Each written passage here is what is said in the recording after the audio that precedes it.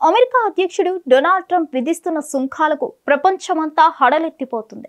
ఇక ట్రంప్ కన్ను సినిమాల మీద పడినట్టుగా కనిపిస్తుంది. ఇతర దేశాల్లో తీసిన చిత్రాలు అమెరికాలో విడుదల చేయాలంటే ఇకపై మూల్యం చెల్లించుకోవాల్సిందే.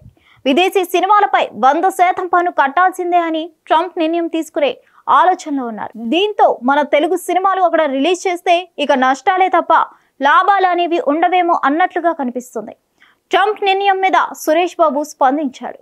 అమెరికాలో ఇన్నేళ్లుగా ఫ్రీ ట్రేడింగ్ చేస్తూ వచ్చాం. అక్కడ ఎప్పుడు ఎలాంటి ఆంక్షలు ఉండేవి కావు. కానీ ఇప్పుడు ట్రంప్ మాత్రం కొత్త ఆంక్షలన్నీ పెడుతున్నారు. ఆయన తన దేశం గురించి ఆలోచిస్తున్నారు. అక్కడి వారి కోసమే ఆలోచిస్తున్నారు. అందుకే అక్కడ ఎకానమీ పెంచుకునేందుకు ఇలా ఇతరుల మీద ట్యాక్సులు పెంచేస్తున్నారు. ట్రంప్ నిర్ణయాలతో మన అందరికీ నష్టమే వాటిల్లుతుంది. ఇలా సినిమాల మీద కూడా ఆయన 100% ట్యాక్స్ విధిస్తాడని ఊహించలేదని సురేష్ బాబు చెప్పుకొచ్చాడు. ఇన్ని రోజులు ఫ్రీగా ఇచ్చారు కదా, ఇప్పుడు కూడా ఇవ్వండి అని అడగలేం. కానీ ఇలా సడన్ గా చేస్తే అమెరికా ఎకానమీ కూడా దెబ్బతింటుంది కదా అని అక్కడి వారు కూడా చెప్తున్నారు.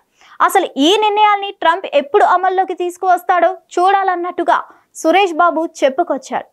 అసలే ఇప్పుడు మనం హాలీవుడ్ ను ఢీ కొట్టే పనిలో ఉన్నాం. రాజమౌళి, మహేష్ బాబు చేస్తున్న SSMB 29 అంతర్జాతీయంగా భారీ ఎత్తున రిలీజ్ కానుంది. ఈ మూవీని ఇంటర్నేషనల్ స్టాండర్డ్స్ లోనూ తీస్తున్నారు. ఈ చిత్రం కోసం హాలీవుడ్ టెక్నీషియన్లను వాడుతున్నారు.